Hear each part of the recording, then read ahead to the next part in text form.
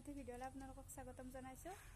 আজি মানে আমাৰ ভিডিঅ'টি অকণমান বিশেষ হ'ব, কাৰণ মানে আমাৰ গাঁৱৰে এজন খুৰী আছে, তেখেতে ভাল গান গায়। চ' তেখেতক আজি আমি দেখুৱাবলৈ অকণমান চেষ্টা কৰিম। লগতে এইটো ক'ব বিচাৰিছোঁ যে তেখেতে গীত মানে কোনো ধৰণৰ মিউজিক নোহোৱাকৈ গীতটি পৰিৱেশন কৰিব। তাত কিবা ভুল হ'লে আপোনালোকে মানে ভুলটো শুধৰাই দিব, সমালোচনা নকৰিব। তো বলক আমি তেখেতৰ ঘৰলৈ যাইছোঁ। তেখেতৰ ঘৰত যাই পেলাই আপোনালোকক দেখুৱাইছোঁ তেখেতৰ গীত। আপোনালোকে হয়তো শুনি ভাল পাব। তেখেতক দেখুৱাম, তেখেতৰ গীতবিলাক শুনোৱাম। তো চাই থাকক আমাৰ লগত। তো আমি আহি পালোঁ তেওঁলোকৰ ঘৰ, সেইটো দেখিছে তেওঁলোকৰ ঘৰত আমি যাইছোঁ। আহক, ফাইনেলি আহি আমি তেখেতৰ মানে ঘৰত উপস্থিত হৈছোঁ আৰু তেখেত মোৰ ওচৰত বহি আছে। তো তেখেতক দেখুৱাব বিচাৰিছোঁ। তেখেতৰ পৰিচয়টো। নমস্কাৰ, মোৰ নাম কল্পনা নাথ।